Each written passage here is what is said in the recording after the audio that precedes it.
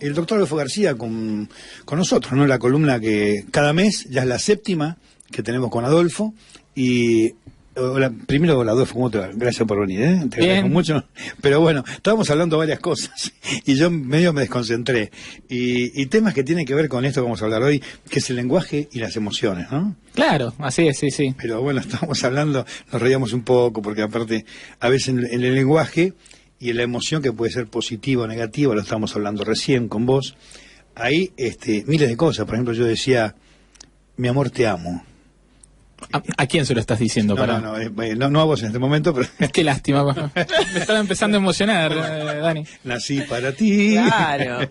No, bueno, en el caso mío se lo podría decir a mi hija, a una mujer, no tengo desgraciadamente, pero bueno, eso podría decir a una mujer.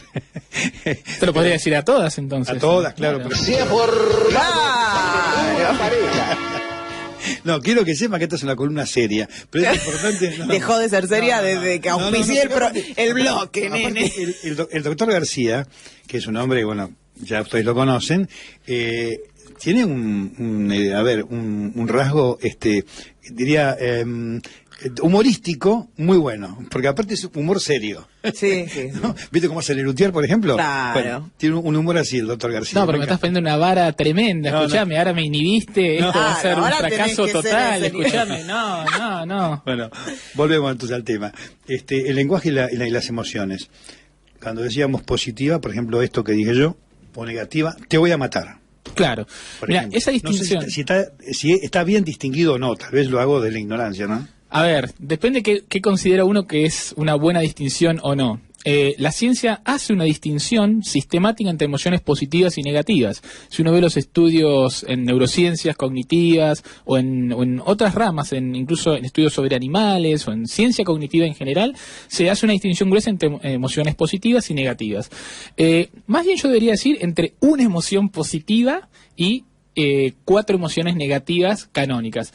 Hace mucho tiempo, un investigador llamado Paul Ekman propuso una distinción entre 6 emociones básicas que él presumía eran universales. Hay estudios que él realizó en distintas comunidades, incluso aborígenes, en distintas partes del mundo, y mostraba que había un reconocimiento de rostros, ¿sí?, que con distintas contorsiones connotan distintas emociones y que se reconocían sistemáticamente en varias culturas.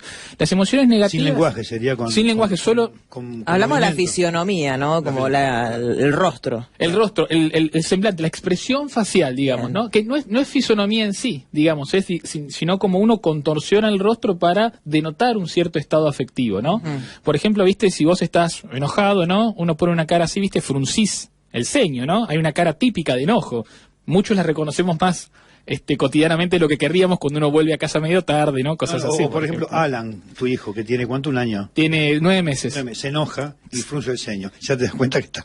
Absolutamente, absolutamente. Bueno, uno sabe que está el horno cuando Alan pone cualquier cara, digamos, ¿no? Pero digamos que los niños que no hablan todavía demuestran de esa manera, muy ¿no? tempranamente están estas claves faciales, es un buen punto ese, ¿no? Pero las emociones negativas, a ver, la tristeza, la ira, el miedo, ¿sí?, y el asco, o el desagrado, ¿no? Son las 4 emociones negativas canónicas, digamos, ¿no? Después está la alegría, ¿no? Que fíjate que las contorsiones típicas de la alegría, cuando uno sonríe, viste, son distintas, y hay sistemas musculares en la cara que son distintos, que son los que se encargan de las emociones negativas, que se contraccionan más, claro. Y depende más bien de un sistema, vamos a tirar un nombre así esotérico, ¿sí? Se llama el corrugador superciliar, se llama, ¿no? Bueno. Entonces cuando vos llegás a tu casa, viste, y tu mujer o tu pareja, o tu marido, tu hijo, tu bebé, viste, te ponen una cara, viste, así, y decís, ¿qué hice para merecer esa contorsión del corrugador superciliar? Me muero, ¿verdad? Que le digas esa. Come que están los fideos acá. Escúchame, se enfrían los fideos, ¿no? Claro. Pero bueno, ¿no? Pero esto es una distinción que se utiliza, ¿no? Y uno puede estudiar, por ejemplo, el cerebro, digamos, responde de un modo muy distribuido para la experiencia de las emociones, ¿no? ¿El asombro dónde estaría? El asombro, la 6ª emoción básica es lo que se llama la sorpresa. ¿Sí? Y hay una discusión teórica porque muchos la categorizan como una emoción positiva y no necesariamente es así, hay mucho debate. Mirá. De hecho, en pacientes, por ejemplo, con enfermedades cerebrales que manifiestan déficits específicos en reconocer emociones negativas, suele comprometerse el reconocimiento de la sorpresa también. Claro. Lo cual ha generado un debate, ¿no?, dentro de la ciencia de si la sorpresa es positiva, negativa o es otra cosa intermedia, ¿no? Bueno, depende del hecho también, ¿no? Porque puede ser una sorpresa que te trae un regalo, vos no lo esperabas, o puede ser una sorpresa negativa que, bueno, que hubo un accidente y te enteraste en el momento que había un familiar. Y ese es un punto buenísimo que haces, Daniel, porque uno pensaría, bueno, o sea, eso es tan obvio lo que decís, bueno, las ciencias que estudian, ¿no?, la base biológica de las emociones deben prestarle mucha atención al contexto, que es lo que termina determinando las emociones, y la mayoría de los estudios no lo hacen. Muchas veces se trabaja con rostros, uno ve, por ejemplo, cómo reacciona el cerebro cuando vos presentás rostros que están felices o enojados o con asco, pero así, rostros aislados, fuera de contexto, claro, sin una situación. Y parecería sonso, pero es poco lo que, comparativamente poco lo que la ciencia ha averiguado sobre la emoción en contexto en comparación con lo que se sabe sobre la emoción fuera de contexto, ¿no? Y estas son las emociones básicas, las que te digo. Después hay emociones mucho más complejas, emociones sociales, ¿no? La envidia, por claro, ejemplo, ¿no? El orgullo, el patriotismo. ¿Ese ¿no? tiene algún lugar, como me decías, el sexto lugar, el asombro, esto, como me decías, el ser egoísta? O... Estas pertenecen, esas 6 son las que se llaman emociones básicas. Bien. ¿Sí? O algunas las llaman primarias también. Estas son emociones sociales, se las llama, ¿sí? Bien. Porque dependen más bien de tu inserción en una sociedad, del desarrollo de vínculos con otras personas y una matriz cultural e histórica, ¿viste? Vanidad, por ejemplo.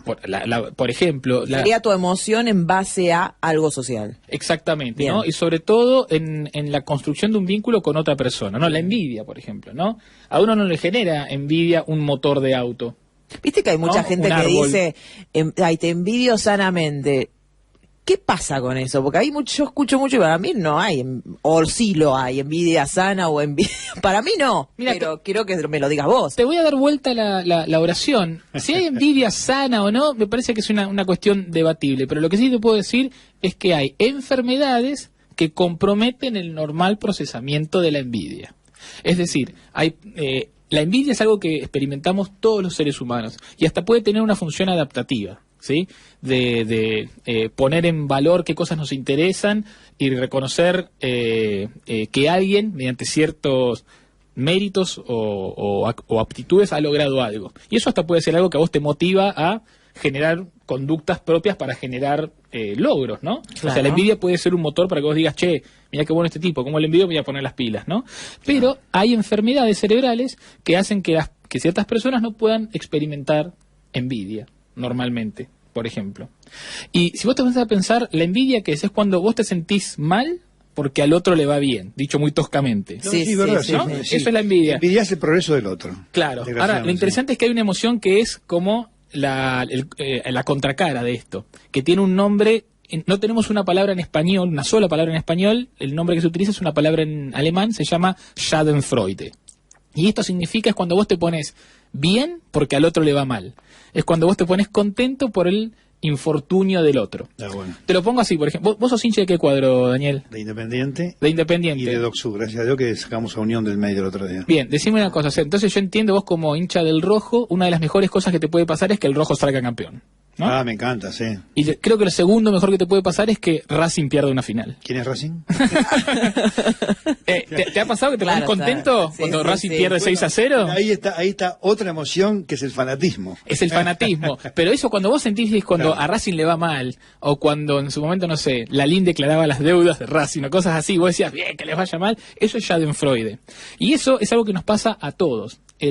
Cuando vos reconoces que hay lo que se llama un grupo externo, una comunidad que es distinta a la tuya, uno siente placer porque le vaya mal al otro. Y esto también es algo que puede ser disfuncional.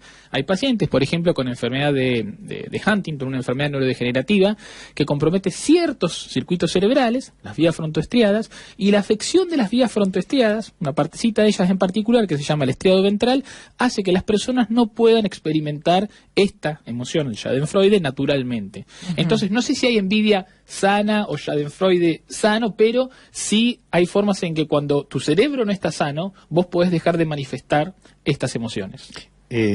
Vos sabés que hablabas esos temas. Lo que pasa es que tenemos un mecanismo de bloqueo también nosotros, ¿no? Es decir, por ahí veo que aquel se compró un auto de marca importada alemana, qué hermoso, me encantaría tenerlo, pero hasta ahí.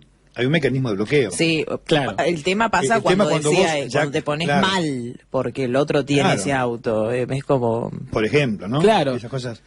Y ese mecanismo de bloqueo por lo menos te ayuda a decir, bueno, la realidad es esta, ¿no? Si lo logró, a lo mejor lo logró porque le fue bien, porque trabajó, porque progresó, por lo que fuere, pero... Existe un mecanismo que está estudiado que es lo que se llama la regulación emocional, ¿no? Entonces, generalmente una emoción es algo que pasa, las emociones en su etapa primaria, digamos, son muy rápidas, son intempestivas, ¿viste? Uno no elegís emocionarte, la emoción te pasa, te sucede, ¿viste? Claro. Y tiene marcadores, ¿viste? Vos sentís, te empieza a aumentar el ritmo cardíaco, sentís que se te vacía el estómago, ¿viste? O empezás a transpirar más, o te tensás, ¿no? Hay marcadores físicos, pero hay también técnicas que pueden ser implícitas o explícitas para regular los estados emocionales, ¿no? Controlarlos y hasta como virar la perspectiva, ¿no? Y hacer que eso que te está haciendo sentir mal, vos puedas hacer que no te pegue tan mal. Pero también lo interesante es esto, no solamente cuando ves el auto ese, ¿no? O cuando a Racing le llenan la canasta, sí, ¿viste? Vos sentís estas emociones, en realidad casi todo nos puede emocionar, o cualquier cosa nos puede emocionar, las palabras en particular. Y acá lo interesante es esto, que las palabras tienen el poder de reactivar las experiencias emocionales que experimentamos en situaciones generales. Por ejemplo, imagínate vos vas y, no sé, vas caminando por la calle y aparece un perro de repente y te ladra, ¿no? Miedo, ¿no? Te paralizás, ¿viste? Te asustás, ¿viste? ¡Ay! ¿Viste? Susto, miedo, susto, todo. ¿no? Entonces vos puedes, por ejemplo, cuando vos estudiás qué procesos cerebrales son los que están a la base de la experiencia del miedo, cuando alguien se asusta. Por ejemplo, la amígdala es una estructura que es fundamental para el procesamiento del miedo, ¿sí? Es una estructura chiquitita, que es como una almendrita, que está metida bien adentro acá del cerebro, y se activa de modo particular cuando uno está asustado, digamos. Es como un sensor. Es como un sensor de varias emociones y particularmente sensible a las experiencias de miedo, ¿sí? Esto se sabe por estudios sobre roedores, después con humanos y demás. Lo interesante es esto. Si yo te presento palabras que implican una amenaza o que implican conceptos de miedo, ¿sí? No sé, te puedo decir muerte, tortura, cosas así. Solo esas palabras, la lectura de esas palabras genera activación distintiva en la amígdala. Es decir, el lenguaje tiene la capacidad de que en tu cerebro se reactiven los mismos circuitos que están a la base de tu experiencia emocional no lingüística, digamos, ¿no? ¿Qué pasa cuando superas un miedo? Con esa almendrita, como me decís, que se prende, digamos, para ponerlo de una manera, cuando uno lo tiene. Pero cuando uno vence un miedo, no sé, me tiro de parapente y ya la segunda vez ya no tengo miedo. ¿Qué pasa? Hay estudios que han visto, por ejemplo, o sea, hay, tratamientos terapéuticos para regular emociones que son negativas y que son debilitantes, ¿no? Pues pensá, por ejemplo, el estrés postraumático, ¿sí? Que se puede observar en distintas situaciones, no sé, puede ser por posparto o excombatientes o personas que tuvieron una experiencia muy dura, ¿no? Límite, ¿no? Y después, claro, ¿no? Después quedás como hipersensible y después y quedás con hipersensibilidad al miedo, ¿no? Eso tiene una marca cerebral, pero después hay procesos terapéuticos, ¿no? Que uno puede ir para ir disminuyendo eso, ¿no? Para reconfigurar cómo uno se para ante la experiencia del miedo. Hay estrategias cognitivas que uno puede hacer, no las voy a comentar porque yo no soy especialista, pero hay estudios que han mostrado que después de que uno se somete a estas terapias, la respuesta cerebral ante los mismos estímulos que a vos te hiperdisparaban estas situaciones de estos marcadores cerebrales del miedo se empiezan a atenuar. Es decir, hay formas de... Como que se regularizan, podría. Absolutamente, absolutamente. Era el término que usabas recién. Absolutamente, así es. Nos queda un minuto nada más, pero me quedó algo ahí que dijiste en un momento de tu charla, el patriotismo.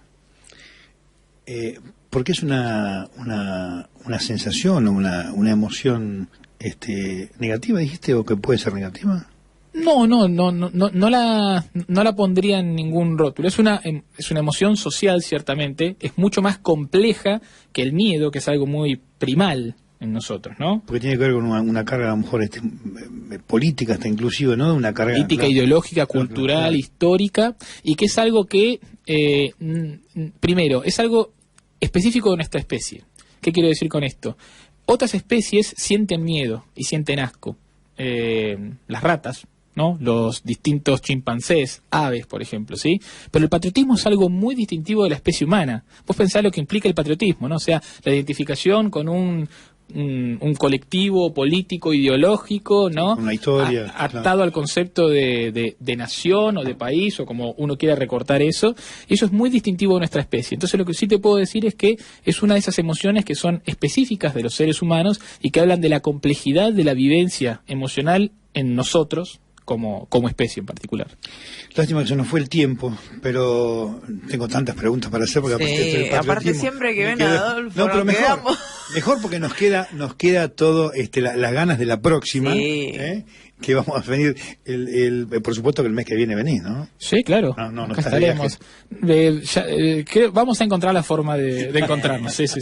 ¿Tenés alguna idea de lo que podríamos llegar a hablar el domingo del mes que viene? ¿O después lo hablamos? No sé, vamos a decir que hay producción en vivo. Hay demasiadas ideas como para decir una sola, digámoslo así, que queda mucho más elegante, ¿no? Bueno, dale. Una semana antes, ansiosa, no quiero que se vaya, Adolfo. Una semana antes definimos el tema para el próximo mes. Podría elegirlo Eugenia directamente. Bueno, pensalo. Dale, lo pienso. 20 días para pensarlo. Tenés 20 segundos, a ver si te gusta a vos la presión. Adolfo, gracias, muchas gracias en serio. A ustedes, nos vemos pronto. Realmente la pasamos muy bien. El doctor Adolfo García estuvo aquí en El Verano Menos Pensado, como cada mes, haciendo su columna Mente y Comunicación.